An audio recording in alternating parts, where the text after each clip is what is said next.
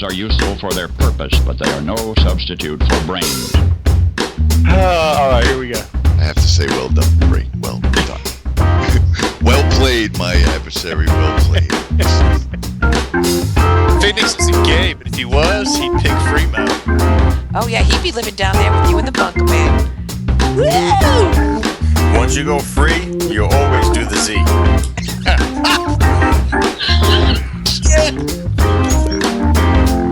Like one day of not going to Duncan, and you could get a controller, a new Xbox, possibly even a cord.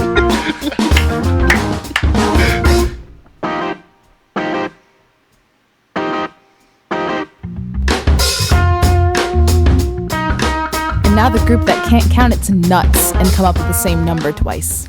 Welcome to BGFG episode 418. I'm your host, Chris Phoenix, and unfortunately, Fremo Z could not be here this week.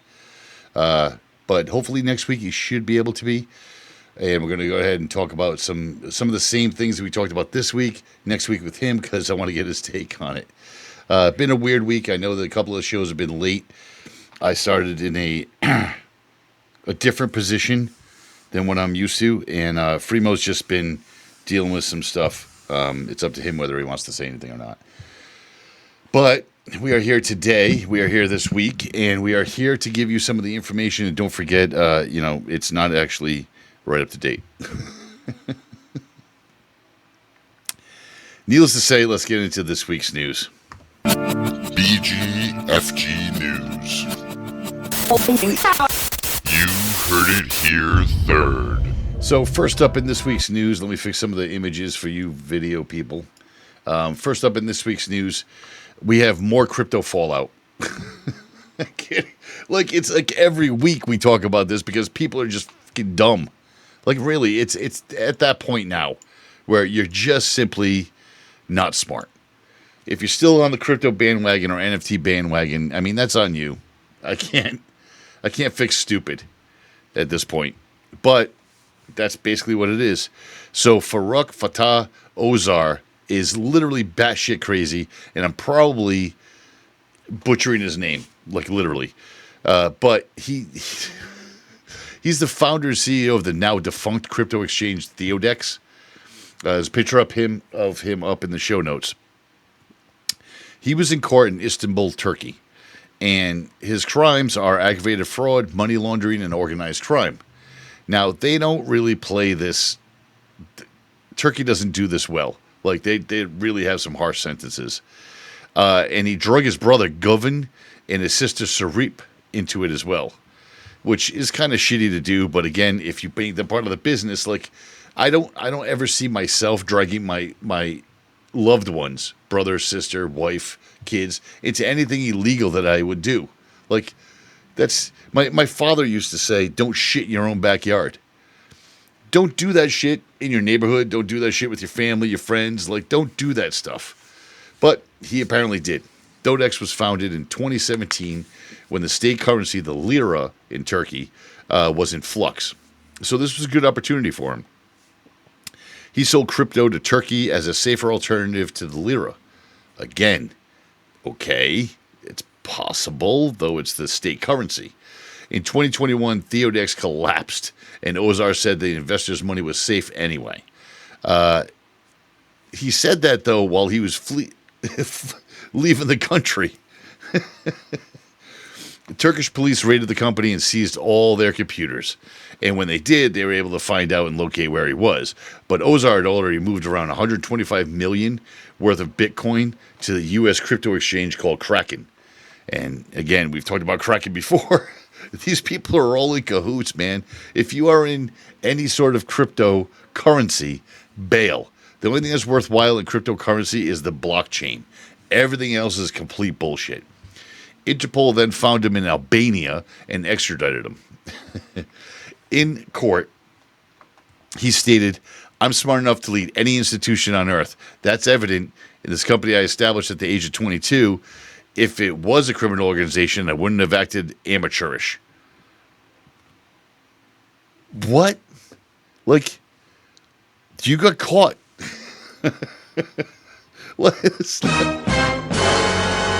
it doesn't matter whether you're a part of a criminal organization. You are the fucking criminal. So it's kind of a criminal organization with you and your sister and your brother, and you drug them into it as well. Now, if they knew something, shame on them too. No one's really sure how much was lost. It ranges from 43 million to somewhere around 2.5 billion on this. He can contemplate being the best that, what did he say? The best, smart enough to lead any institution. He could debate that while he's doing 11,196 years in prison. I'm sorry, I can't help but laugh. I know it's bad because, being in prison is no joke. I've done my share of overnights and a few other things, and it's not a joke. But if you're breaking the law on purpose and you know you're breaking the law, that's a fucking problem. Smarten your ass up. And if you didn't get your fill of crypto bullshit, the FTX executive that we've been talking about, FTX, another executive pled guilty to federal criminal charges. Ryan Salami, and I don't care if that's how you pronounce his last name or not, that's how it reads, and that's how I'm going to read it. Ryan Salami and was charged with political fundraising. He's going to forfeit $1.5 billion. These are big game people. There's a reason why you don't see, or hear, I should say, about the mafia, the triad, the Yakuza. It's why you don't hear them doing it. It's organized crime. It's not disorganized crime. It's organized crime. And they do it the right way. Right or wrong, they're still keeping it on the down low, and they're taking certain, precautions. This guy's going to forfeit $1.5 billion. That's a fucking lot of money. Just to let you know, he was also in charge of the Bahamas branch of the FTX. The Bahama branch, people. Bahama branch. You think for a second that they're not, they knew that they were doing this offshore? Come on. He's charged with defrauding the FEC and operating an unlicensed money transfer business.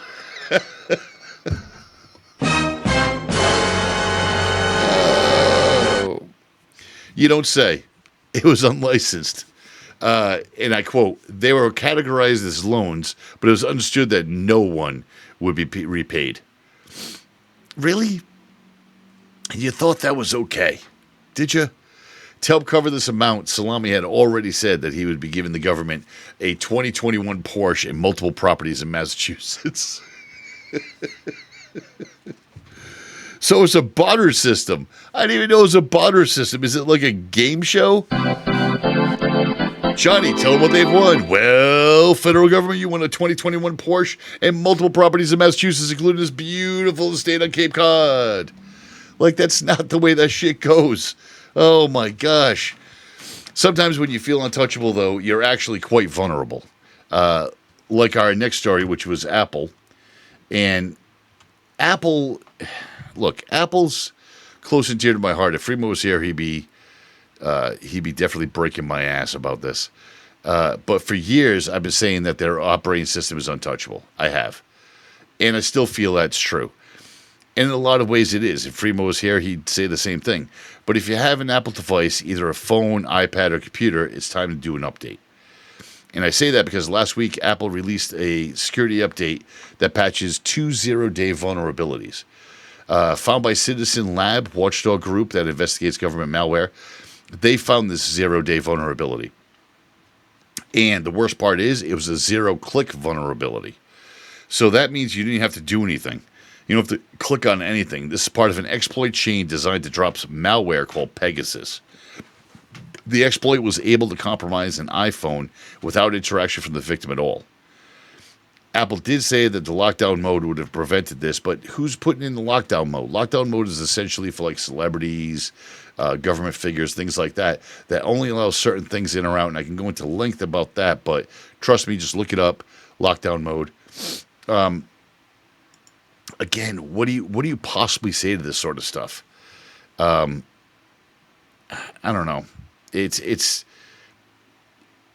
a shame that sort of thing happens because Apple is a solid OS, but it's going to be compromised eventually, and they found a way. In fact, just recently I found out that you can download some remote software onto an iPhone legally because, again, Log Me In, those type of programs are legit programs. It's just that nefarious people use them. So Apple has to allow them on the platform. The unfortunate thing is that if you're investigating somebody that you know and love, or somebody, a friend, that says they got compromised, that's the first thing you should check is their phone. Whether it's whether it's an Android operating system or an Apple operating system, you should check it out and see if that's something that's being affected. Lockdown mode, like I said, is only for people that are famous and are usually targeted regularly, or those that are building a utopia in California. So, Silicon Valley billionaires are behind an $800 million land grab in Northern California. Their plan is to build a green city. And I do air quotes here, green city. It's a new community. It's going to have good paying local jobs, solar farms, open space. Anyone else getting a Gattaca vibe here? Former Goldman Sachs trader John Sramick, sure, is spearheading this. It just launched a website. You can go check it out, called California Forever. All sorts of additions on the site, all sorts of pictures of utopian white stucco homes with red roofs. It's really kind of not disturbing, but like very much like, do I have to wear a white jacket and white pants and sandals throughout this entire community? Like that type of vibe. Pictures of the Queen. I have a picture up in the video feed right now of a perfect like outdoor restaurants, brownstone type buildings, and on the outskirts is a lot of solar panels and these larger white stucco homes with red tops. Kids riding their bikes while workers that look like they put on the hard hat for the first time in their entire career are putting up solar panels. It's just a very weird vibe. Yeah, just strange. Just strange on a multiple level. So that's, I mean, look it up. Go to California. What the hell is it called? California Forever. It's strange, and it's being done by a bunch of Silicon Valley higher ups. So this got the Gattaca vibe all over it. So be careful. Oh, okay. So we're getting right through the show. Let's get into our music segment this week. This week, I'm going to do a song by J.J. Wilde. Her story's pretty cool. Again, as you know from listening to the show, I'm a sucker for female musicians and female bands. This is one of them. It's called The Rush. It's from J.J. Wilde. She, at one point in her career, really thought that, like, what am I doing? I just need to quit, find a day job. But she didn't. She ended up cutting one more album or one more song, this song, The Rush, and apparently it paid off pretty well. So we'll catch you on the other side for some stick style news and for what it's worth.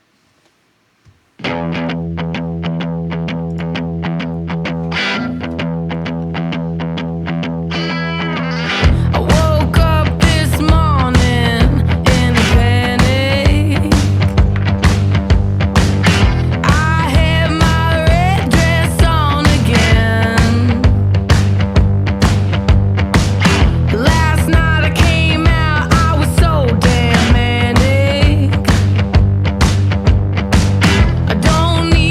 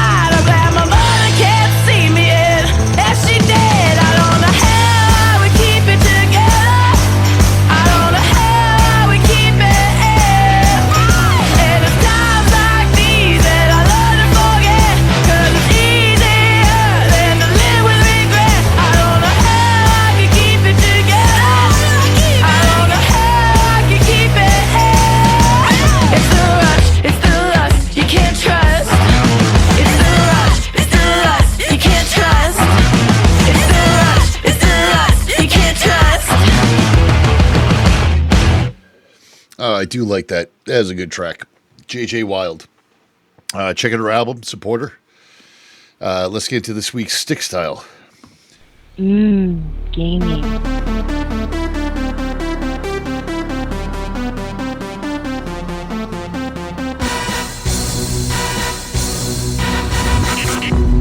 All right, so first up in this week's Stick Style news is Only Up is sadly only gone. So at the beginning of the summer, this was the hottest thing on Twitch. You'll see a picture in the video that we're posting. It's now been removed from Steam. It was for those who don't know, it's a game that you constantly only climb up and you could fall. It's created by a person called Indie Solo Dev. Now, it's a fun game because it's also one of those frustrating games. Like, you just have to jump higher. That's all you have to do. I saw Tim the Tatman playing it. I saw Dr. Disrespect playing it. A bunch of people were playing it on streaming. Oh, before I even continue, the reason why I'm burping, Miller Lite. The dev stated that, and I quote, "The game has kept me under a lot of stress over the past few months. Now I just want to put the game behind me." And a lot of people, like half the people reacted like, "Come on, that's bullshit, man. Come on, what the fuck?" And a lot of people that are supporting their choice of doing that are people that have also been in the industry in one way, shape, or form. It's a lot of work. I make this shit look easy here, me and Fremo, but that's because we've been doing it for 20 years.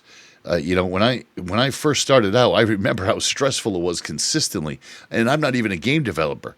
As far as I know, this person, Indie Solo Dev, did this all by themselves.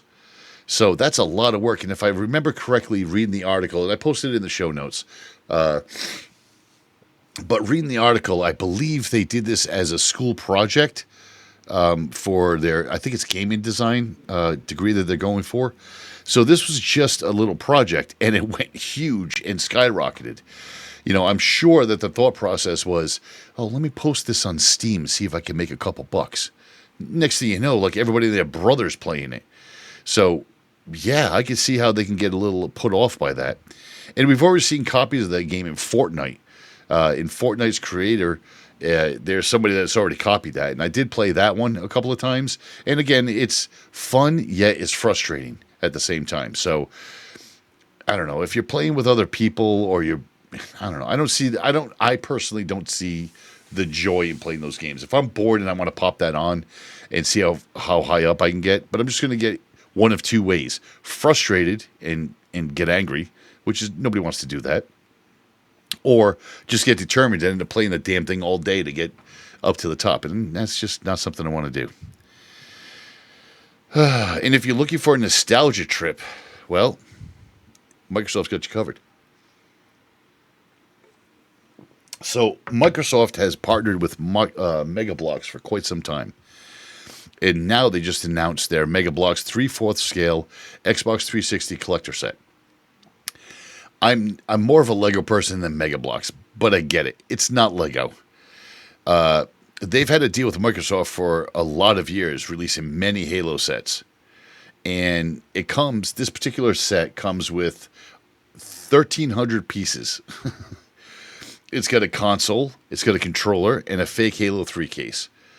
It even has a replica motherboard inside the Xbox itself that you're building and putting in there. It comes out October 8th, and it's $150. Hopefully, this one won't red ring. I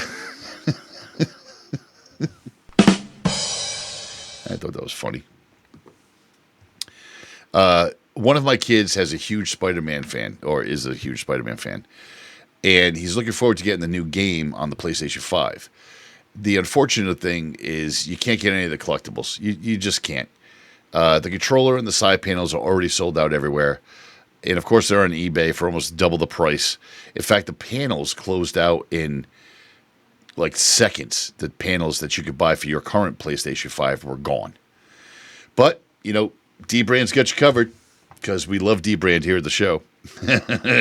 My PlayStation 5 right there has the original black DBrand side panels, which have the pictures on them of the logos for PlayStation, the triangle, square, circle, and X. Now, the second version of those have a hole for the fan, as well as the inside have ones and zeros. I think we talked about this on the show before. The ones and zeros on the inside panels, if you break them down and do the binary conversion, that's actually the cease and desist letter from Sony, which that right there alone gets huge kudos from us as Stick Style, because that's just balls. And they take another jab at Sony with these panels. Now, if you look on the video on YouTube, you'll see the picture of the panel, or you can just simply look it up when you get a chance. They're good-looking panels, but they're called arachnoplates, and they're very cool. And because it's DBrand, you can expect a great product. They just are. They're just solid. DBrand makes good products, period. Anything you buy from there is quality, in my opinion.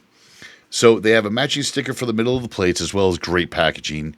And because it's DBrand, they couldn't help but take a shot at Sony on the landing page. So if you go to the landing page on DBrand to get these, you're going to see this, and I quote, "The popular video game console maker, Corp, failed to produce enough stock of their licensed video game side panels. Thanks for dropping the ball, you series of expletives." End quote. Brilliant. I love DBrand so much for doing this sort of shit. You can get these. It's the panels are shipping on October 20th for $64.98. Again, gonna love DBrand, a penny less than the ones that Sony sells. Unfortunately, the middle strip will be an additional $20, and you can actually add red LEDs that'll be $10 as addition to it. So, wrapping up this week, Stick Style, I want to talk about the first impressions of Starfield. There's a lot of 50-50, I guess, debates about Starfield. And again, we'll talk about this next week when Fremo's here, because I want to get his take on it. But here's my first impressions as a member of Stick Style. And I'd love to get Fatals too, because Fatals stopped playing it, and I want to know why. But Fremo actually continued to play. I think Halo Cruiser's playing it. There's a bunch of us that are playing it, but I haven't really touched base with a lot of them because the game consumes you. It is Skyrim in space, period. It's Skyrim in space with the same Bethesda magic or disappointment, however you want to look at it, as we've expected from Bethesda.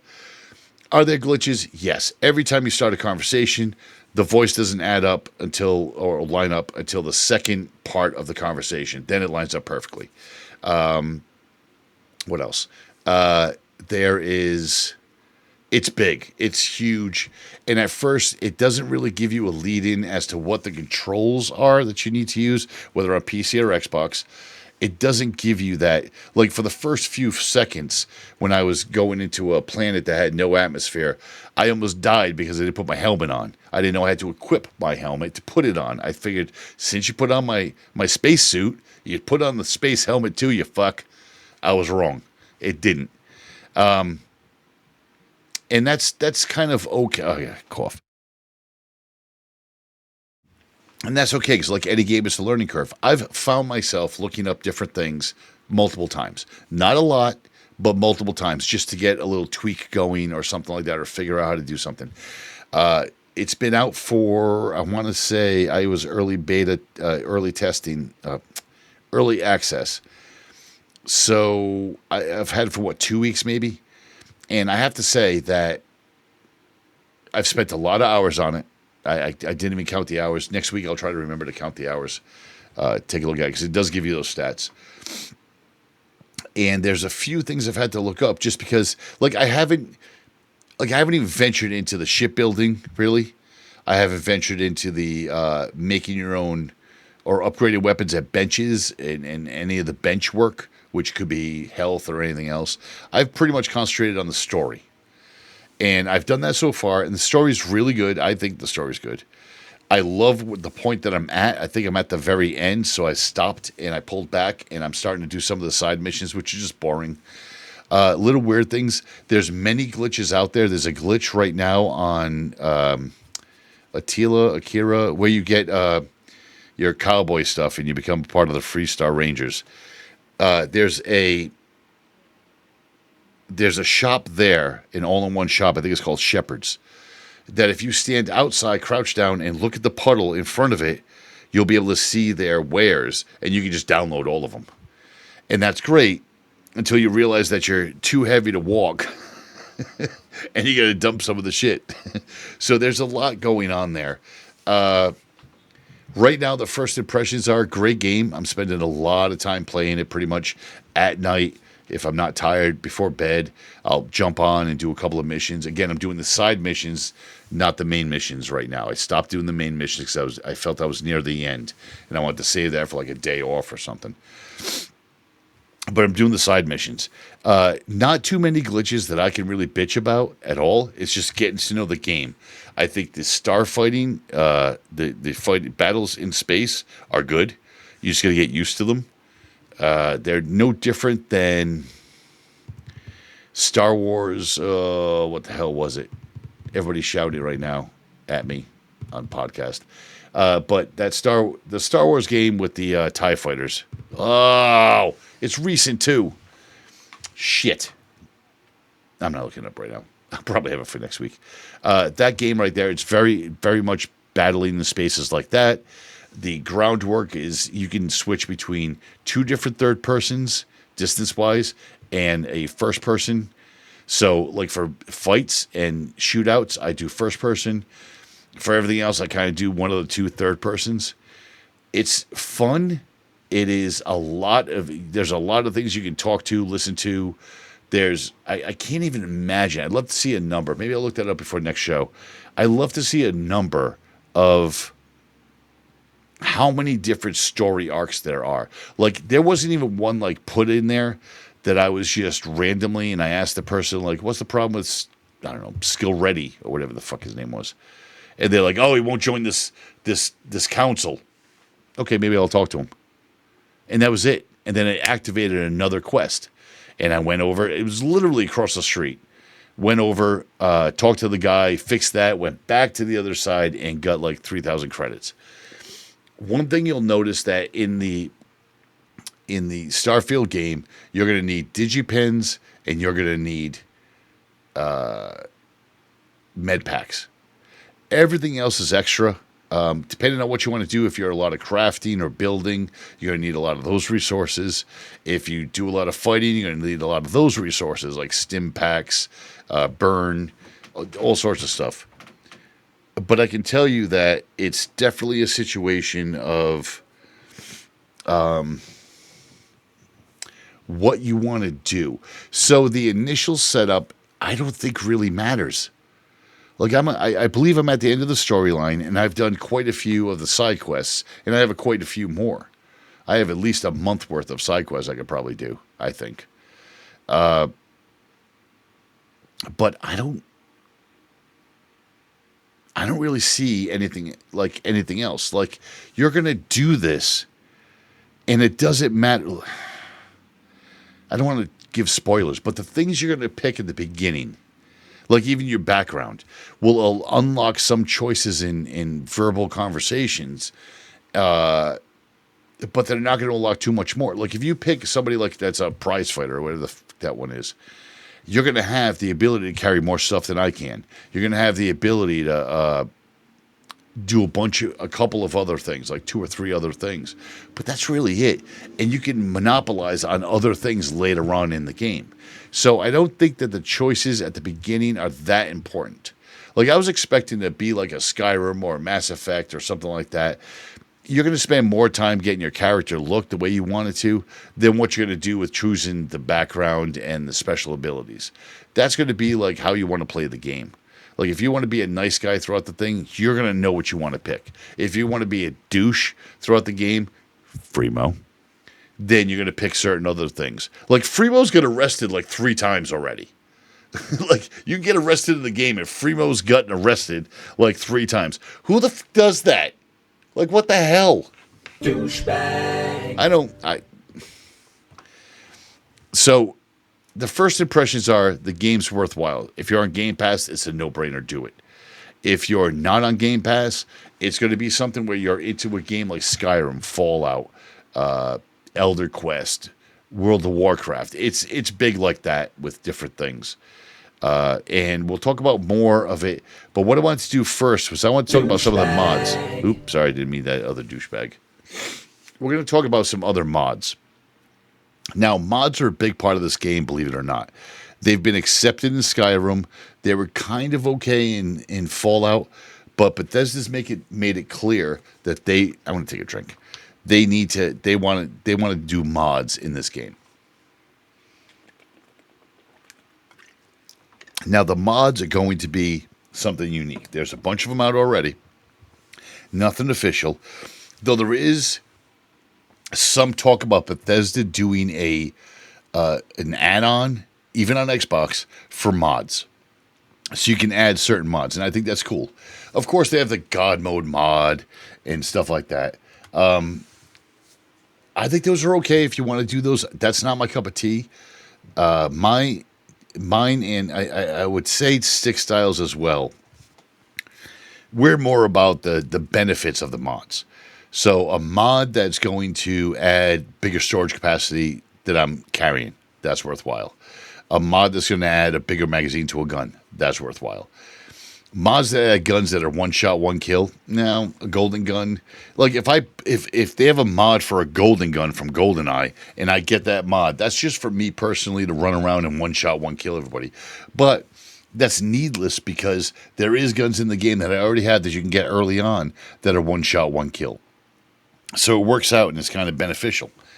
But my favorite mod right now, and I'm really tempted to do it, like really tempted, but I just don't like doing unofficial mods. And I know that sounds weird because it's a mod, but in this case, it'd be an unofficial mod. But the mod that I want is the Stormtrooper mod. Throughout the game, in civilized cities, you'll find patrolmen, the police, the local constable. They're going to be patrolling. This mod changes all of those NPCs to stormtroopers. I think there's nothing better than that right there. Like that's just awesome. Now, if I can get more Star Wars mods to this game, that would be a perfect game. I know Star Wars is releasing a game. I'm not super excited about it. If I can add an overlay to this game with Star Wars, that's something right there. So that's our first impressions. We still have more to play. I know Fremo, like I said, got arrested like 3 times. Fremo also has a good perspective, and I'm looking forward to hearing that because he spent his entire time on the first planet for a while.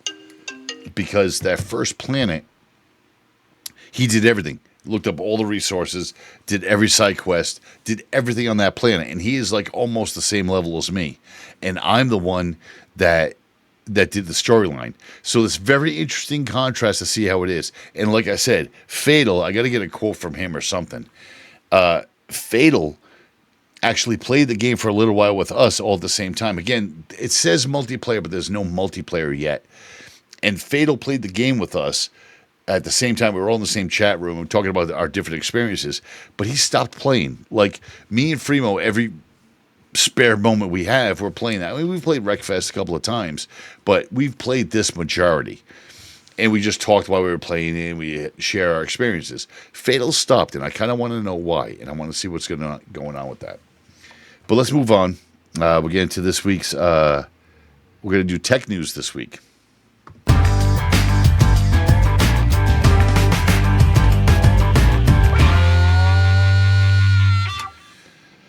So first up in the tech news this week, Canadian prisons. I don't even know really what to say to that. Canadian prisons are going to allow prisoners to have tech, right? So this is something that really hasn't been done a whole lot. Wow, do I really have a little fly in here? Canadian prisons really haven't allowed prisoners to have tech in the prison. It's just not a thing. Now they're going to in Canada, but only old tech. Like, and I don't even mean like Windows 10. I mean like old tech. Like, for instance, you can get a console, a gaming console, but you can't get one that connects to the internet. You can't. So basically, you get an PlayStation 1. Not a bad thing. That's fine. At least it'll take up your time and whatnot. But PlayStation 1's all you're going to get. You can't have anything with a modern operating system. So you're going to have to deal with Windows 95. You can't have any MP3 players. Now, I call bullshit on this one. So I know for a fact, don't ask how, please. Don't send emails. I know for a fact that in American prisons, you can have an MP3 player, a basic MP3 player. Don't come in with your iPod. Don't come in with your iPhone. No, but a basic, like a SanDisk MP3 player you can have in prison. They do regulate what you're going to download. Like they have a set server in the building that's run by somebody like myself or Fremo that will isolate MP3s and just like dump them on there, and that's it. You can plug in and download what you want. But that's it. In Canada, you can't. You can have no device that plays MP3, so you're kind of stuck in a tape deck or an 8-track. 8-track. So you're going to have shit on 8-track that you're listening to like, girl, you got to change your evil ways, babe. Only people that listen to 8-tracks are going to get that joke. So it's definitely different. You're going to have MS-DOS, but no creating programs. Like, what the fuck's the point then? So learning computer job skills is just not going to happen. So you can sit in prison instead of teaching somebody like basic JavaScript or Python or C++. Why not teach people that so that when they get out of prison, look, they don't have to interact with the public. You don't have to get a retail job. You don't have to get a Dairy Mart job, a 7-Eleven job. Excuse me. Instead, you can sit at home and you can code. Somebody says, I want a music player that plays from this Spotify playlist. And the dude writes a Java code and gets paid, month's rent.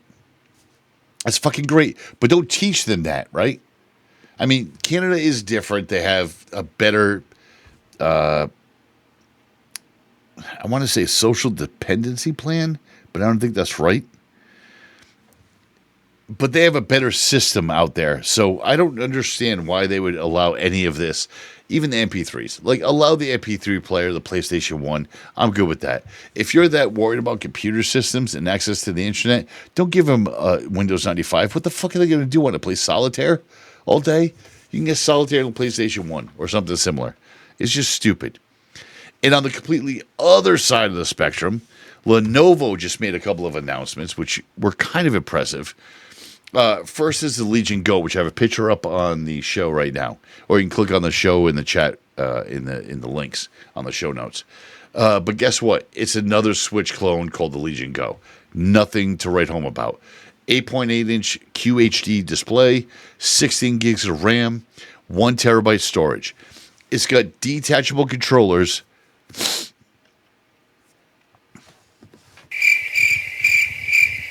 Detachable controllers. Sound familiar? Yeah, because it's just like the Switch. It's $700. That's, I don't know. That's there, but it's not quite there. But there's more. They also announced the Legion glasses. Now, I do feel... Let me finish this first. Legion glasses. Not really naming out of the box here. They're glasses, as you'd expect. But they look like Ray-Bans. Like literally just glasses. And not ski goggles, but just basic glasses. And they're going to push a 1080 screen for each eye with 60 megahertz refresh. Pretty cool. Not too shabby. But that's going to set you back $329. So all in, you're somewhere around $1,000. Now that is more a Steam Deck type thing. Kind of. It's hard to, like, if you're into this type of gaming, and not a lot of people are, which is really kind of shocking. I think because of the price. I've played the Steam Deck. The Steam Deck is phenomenal. Having both the joysticks, I've reported on Stick Style before, having both the joysticks at a horizontal plane is next level. But the unit is fucking heavy. The ROG Ally. The ROG Ally is a waste. I can't tell you how many I've had returned for either not playing the game properly or just blue screening. So that's a kind of a failure. The Switch is a dead set, but you have to be into Nintendo to be able to utilize something like that. And I think they're like dead on.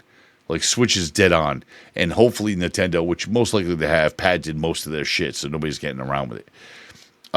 This one from Lenovo was a great idea because you have those glasses. If you combine it with the glasses, it's great. You can have Billy sitting in your living room still doing family time, but in glasses, playing on his joysticks with the unit, the 8x8 screen, over on the coffee table on a kickstand. And you'll never know, especially if he has headphones in. Like, you're never going to know. He doesn't need to say anything. He's just gaming. But he's spending time in the living room with the family. So just throwing it out there. Both of those are out in October. All in, you're looking at somewhere around $1,000, a little bit above. And if you're looking for the next level on your desk, well, you can combine this with last week's information on the Corsair desk, which is awesome. The Corsair desk is really good. But you can now get a Flux Keyboard. So let me make this clear to people on the Flux Keyboard. The Flux Keyboard is... how do I put this? It's got clear keys and keycaps, if that makes sense, because there's really not any keycaps. Underneath the keys, so think of it as a plate that has clear keys, like the same thing as your keyboard in front of you. Clear keys. Underneath the keys, you have an LED display. You can put any image on the LED display, any type of font, like Photoshop, Office, OBS, any sort of keystrokes you want on there. Yeah, it's so hard to explain. Think of it like an LED on the bottom on the keyboard itself, and then on top of it is, and there's no keys, just a flat bottom, and then on the top you have clear keys, and those keys are touch sensitive. So when you hit something on the LED screen, it reacts. Now, you can put anything you want on the LED screen, like anything at all. You can do, like I said, Photoshop, Office, OBS, anything you want when you launch that game on that keyboard.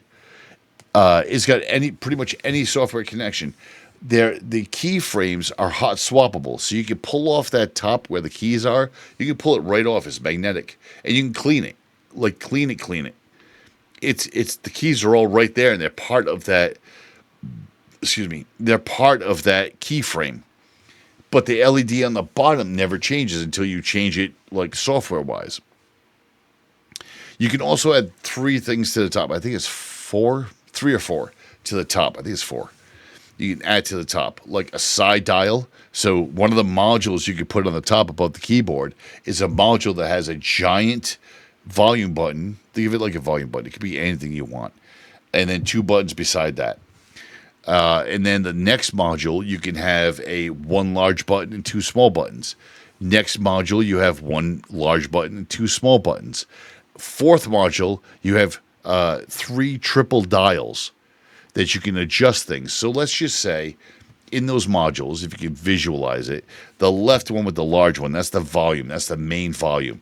The 2 buttons on the side of it, I choose to have the first one as main volume, the second one to trigger my mic volume. Next set, 1 large button, 2 small buttons. Large buttons, OBS. Small buttons are stick dial and BGFG. Next set, large button, 2 small buttons. Large button could be Spotify. Small button could be playlist, a certain playlist, I guess. And the other button could be play pause.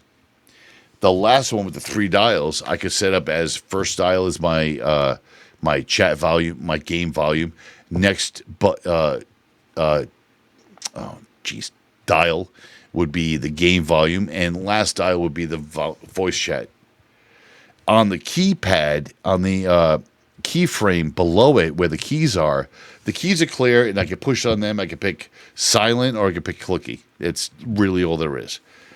But I can change that. So when I activate OBS, I can change that so that I have all the OBS controls on that LED panel below it, and when I hit the key above it, it triggers it. I can have Be Right Back. I can have just the game. I can have BGFG. I can have stick style. I can have all that stuff. Now, this comes with a premium, people, as you expected. It starts at $450. Like, that's a lot for a keyboard. But I think that if you're a content creator, I think this is right up your alley. If it works the way it's advertised, it's going to be right up your alley because you can modify a bunch of things the way you want it to use. Like when we get all excited when we get a Stream Deck. The Stream Deck, I can do triggers, I can launch different things, I can have sound effects, I can have anything I want. Anything in my mind as a creator, I can put on a Stream Deck. This is essentially a keyboard that does the very same thing. And I think that's brilliant. Because there's times where I'm not, like during the show now, I'm not doing anything on the computer. This keyboard is not used at all. Why not use it for something on OBS or something for sound effects or 100 different things that I could do? That's handy. Let's say I'm doing Photoshop or I'm doing Wondershare or I'm doing something else that's editing. I can have, if you remember, Apple used to have overlays, rubber mats you could put over your keyboard that would have the different functions for Photoshop, and you could utilize those. This is very much like that, except now I can actually trigger those events on Photoshop or Wondershare or 100 different other programs to edit and do things. I don't need to type at that time. If I click on a text box, it should switch out and go to text or go to a normal keyboard. That's still to be seen because none of these are shipped. They're only pre-order. But the fact that I have that opportunity to do that and then go back into Photoshop or whatever I'm using and have those key functions on the keyboard is so unbelievably handy for a content creator. I am lucky. Myself and Freemo have done this for so many years that I can hit record and then end recording, and it's done. I have almost no editing to ever do. But when I've produced other people's shows or when I'm doing Six Style, I am doing editing. Other people's shows. Holy shit, do I have to edit some of those. I've actually had to pause some of the streams and literally tell people to stop chewing gum in the microphone. Like they're right up on the microphone like this, like they're on top of it. And they're chewing gum. And I know I just peaked out my volume on that one. But that's what they're doing. It's so friggin' annoying.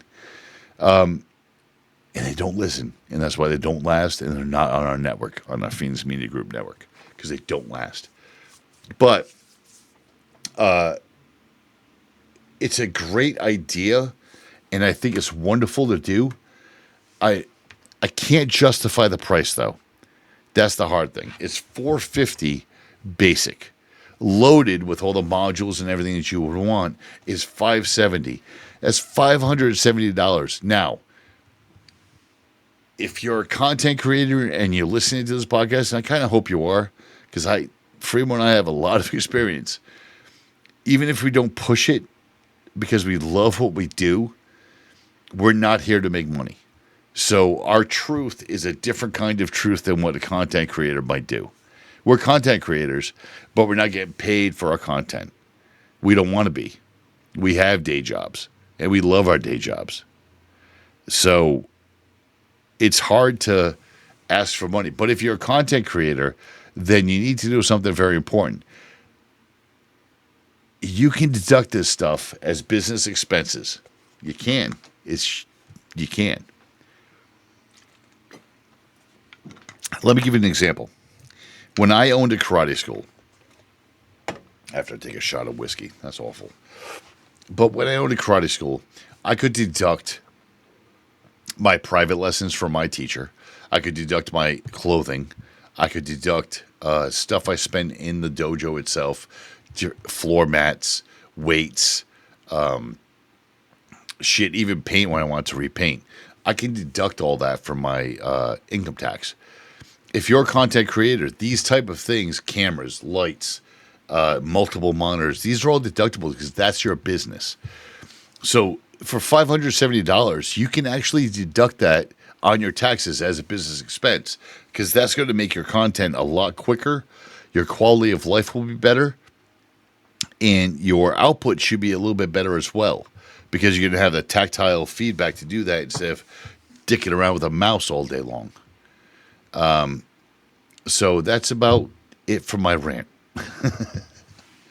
I want to go eat some dinner because it's late, and I'm sure the wife is angry. But I want to go do that, and next week we'll have Fremo. And in the meantime, if you want to catch up with us, I am Chris Chris space Phoenix, capital C, capital F.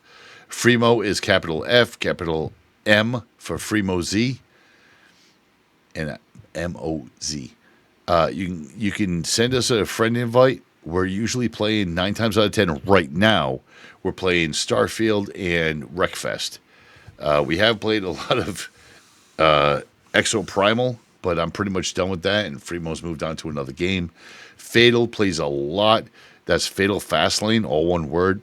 No numbers, no nothing. We're OGs. Fatal plays a lot of Forza Horizon, and I can tell you that the entire group will be playing Forza Motorsport when it comes out. It's just that's where we all met, and I guarantee you that's what we're all going to do. So until then, that's it for this week. Tense Down, show's over. So you can find more of this garbage at bgfgonline.com. You can also send us an email with your questions or suggestions at bgfgshow@gmail.com. Find our podcast on Apple Podcasts, Spotify, Google Podcasts, Stitcher, Overcast, Podcast, Castro, Castbox, Podchaser, and YouTube. Thank you for listening.